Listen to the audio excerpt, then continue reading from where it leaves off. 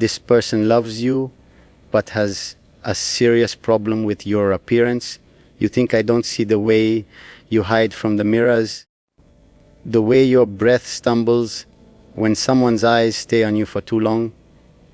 You think I don't notice how you shrink, how you fold yourself like you're trying to disappear from a world that wasn't even worthy of your presence in the first place.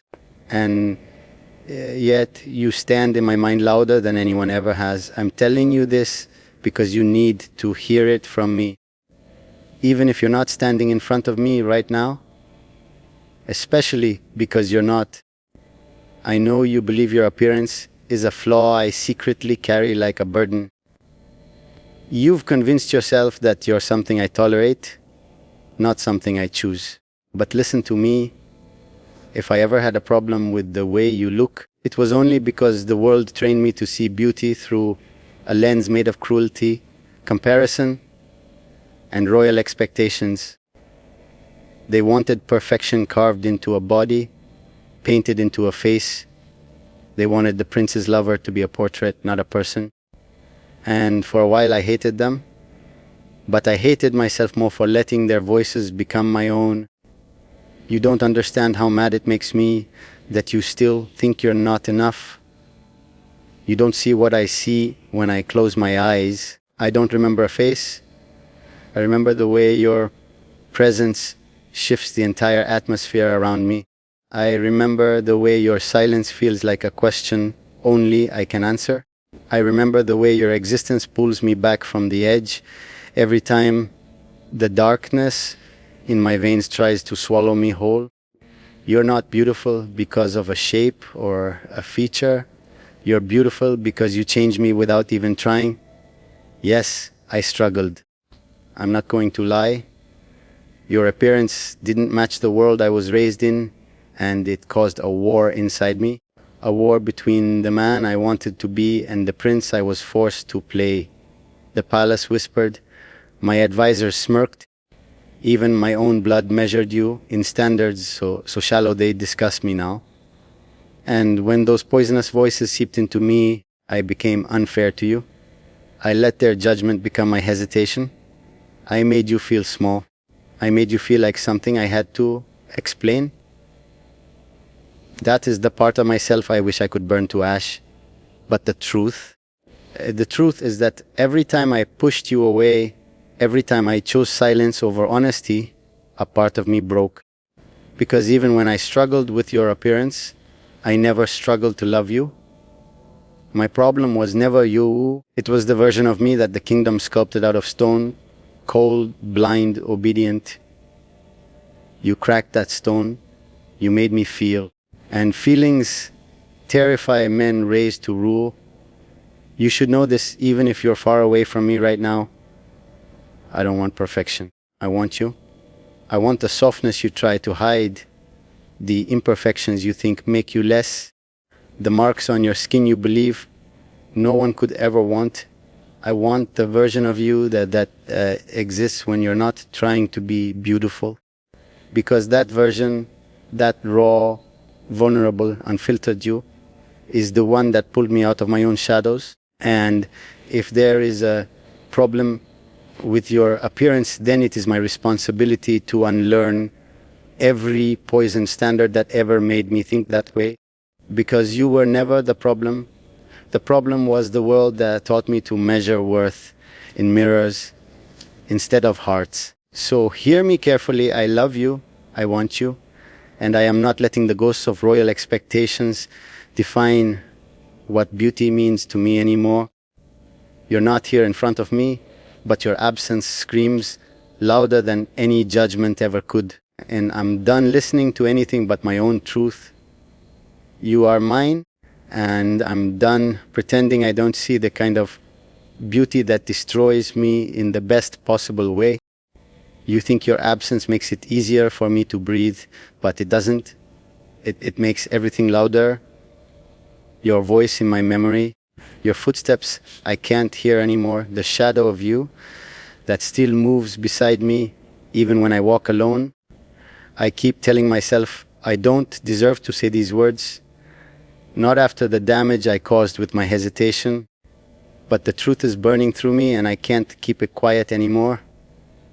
You left a mark on me deeper than anyone ever dared to leave, and now I'm the one left trying to understand how something so soft could hurt this much.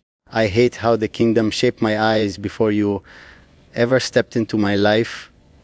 They trained me to look at beauty like it was a requirement, not a feeling. They made me believe appearances defined worth, loyalty, even destiny. And when you walked in, real, unfiltered, untouched by their illusions, you shook every belief I had been forced to carry. You didn't fit their mold, and instead of breaking the mold, I let it cage me. That's the part of myself I'm still trying to destroy, the part that made you question your place in my life. But the farther you are from me now, the clearer everything becomes. I don't see you the way I once did, through the eyes of a prince taught to judge. I see you through the eyes of a man who finally understands what he lost while trying to satisfy a world that never cared about his happiness. The truth is, your appearance never made you unworthy. It only revealed how weak I was for letting others decide what was acceptable. Every time someone questioned why I chose you, I looked away instead of defending what mattered most. And that silence is something I regret more than any sin I've committed. You should know that the darkness I carry has nothing to do with you. It was already inside me long before you appeared. You just happened to be the first person who made me want to fight it. Even now, in your absence, I feel you pulling at the edges of my soul, forcing me to confront the parts of myself that hid behind duty and pride. I used to think loving someone meant protecting them from danger, but I realize now that the real danger was the version of me that couldn't stand up for you when it mattered.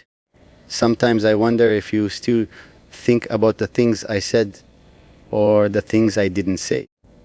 I wonder if you replay the moments where I hesitated, where my eyes flickered with doubt because I was too tangled in the expectations of a crown that never deserved either of us.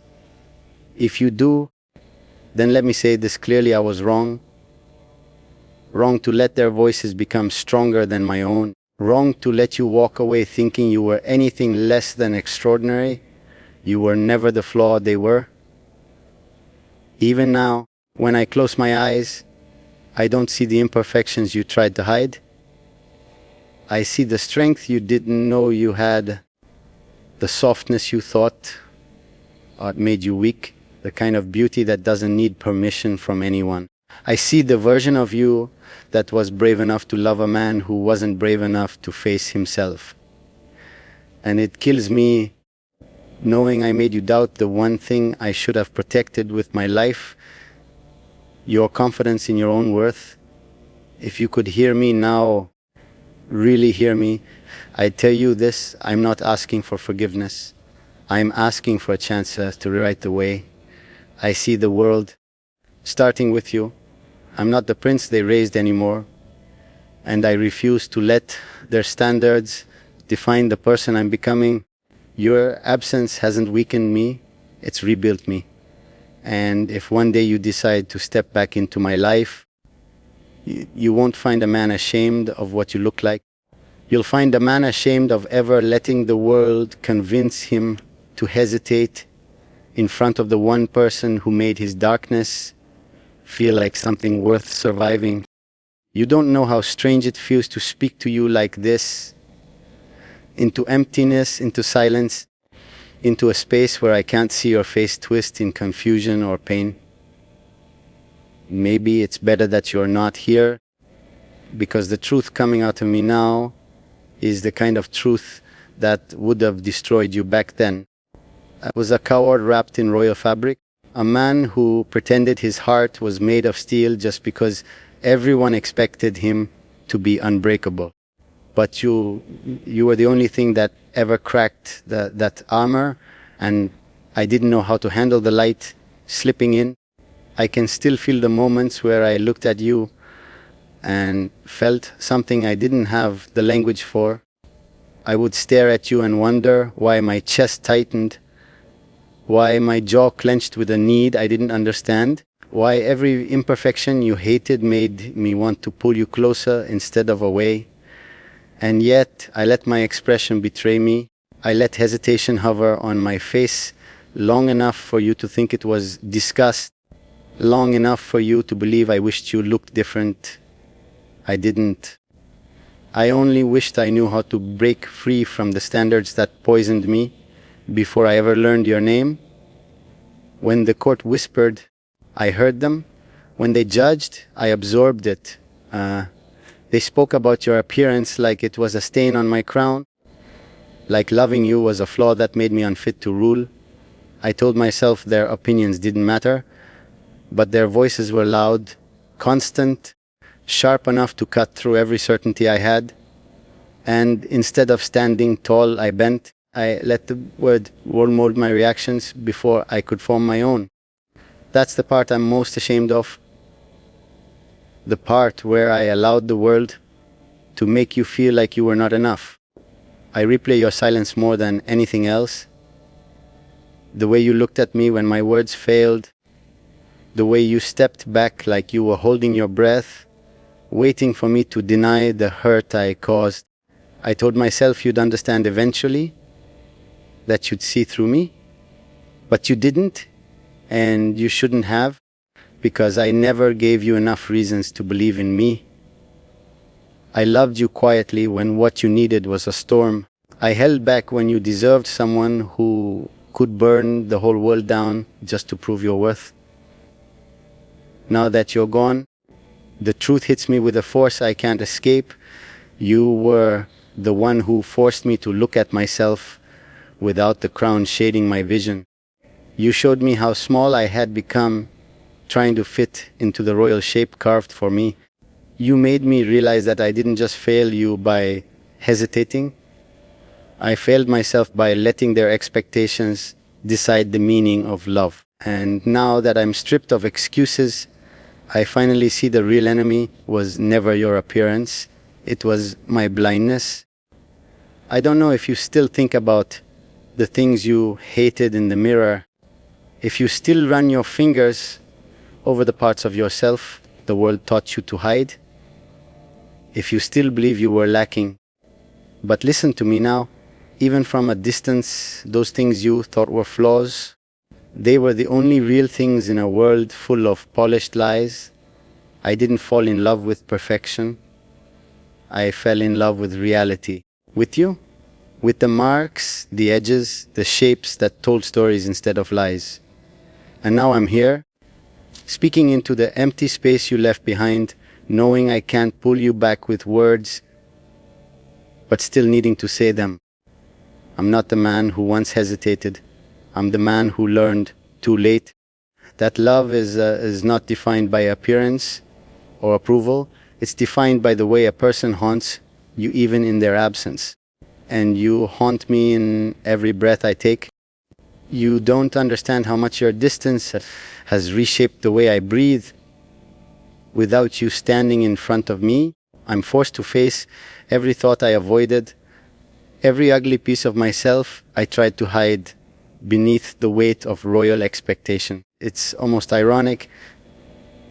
When you were here, I had 1,000 chances to speak, to tell you what you meant, to erase every doubt you carried about your appearance, and I let every one of those chances slip through my fingers. Now all I have left are words spoken into the dark, hoping they reach you somehow. I've realized something cruel about myself. I was so busy trying to meet the world's standard of perfection that I didn't notice how deeply you were drowning in your own insecurities. You thought I was judging you. You thought my silence meant disappointment, or worse, shame. But the truth is that I was fighting myself, battling the version of me that had been carved by a kingdom obsessed with how things look instead of how they feel. And while I was at war with my own mind, you stood there taking the blows I never intended to give. Every moment you stepped back from me, Every time your eyes dimmed because you thought you weren't enough, I felt something inside me tear. I felt it, but I didn't speak up. I didn't grab your hand and tell you that you were the only real thing I had in a world full of hollow beauty. I didn't tell you that my hesitation had nothing to do with you and everything to do with the prison built around me long before you arrived. And now I'm left with the weight of silence that cost me more than any crown ever could. If you were here right now, looking at me with that fragile bravery you carry in your eyes, I'd tell you that your appearance never scared me. What scared me was how deeply I felt for you, how powerfully your presence rattled the pieces of me that had always been numb. I used to think darkness made me strong. That coldness was power. But loving you exposed every weak, trembling part of me I had buried. You didn't just enter my life. You ripped open the walls I relied on to survive. And instead of thanking you, I made you doubt yourself. I know you think you were never meant to stand beside a prince, that your looks weren't fit for the palace, for the eyes that judge without mercy. But let me tell you something I never had the courage to say. Those people could never compare to you. They were perfect in the way statues are perfect. Cold, lifeless, carved from expectation. But you were human, warm, real, and that terrified them. It terrified me too, because I wasn't taught how to love something real. I was taught how to admire something superficial. Even now, when you're nothing but a memory I can't touch, I still see you in ways no one else ever will. I see the softness you tried to hide, the insecurities etched into your posture, the quiet strength in the way you kept showing up even when you thought you weren't enough for me. I see the version of you that deserved to hear me say you were beautiful. Not because of how you looked, but because of how you made me feel alive in a world that had turned me into a shadow. And here I am, speaking these words too late, too far, too quietly. But I'll say them anyway. Your appearance wasn't the problem. My fear was, my silence was, my loyalty to a world that never deserved us was.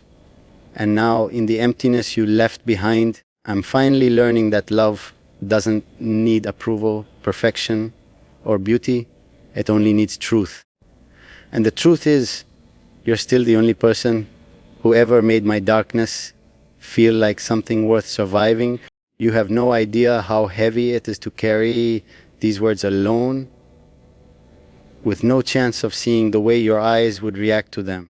Maybe it's better this way. If you stood in front of me right now, I don't know if I'd be able to look at you without breaking open completely. Distance exposes a man. Silence exposes him even more. And now, stripped of the roles, stripped of the expectations, stripped of every excuse I ever used to justify my weakness, I'm finally forced to face the truth of what I did to you. What I never said, what I let you believe about yourself. I keep replaying every second where I could have stopped your doubts from growing, every moment where you searched my face for reassurance and found nothing but the hesitation I never intended to show. You think I didn't notice the way you held your breath when I looked at you too long? You think I didn't feel the way your heart folded in on itself when you thought I was measuring you? I felt it all. I saw it all. And still I stood there like a silent coward while you carried the weight of your own fears alone. Sometimes I wonder if you ever understood the war happening inside me.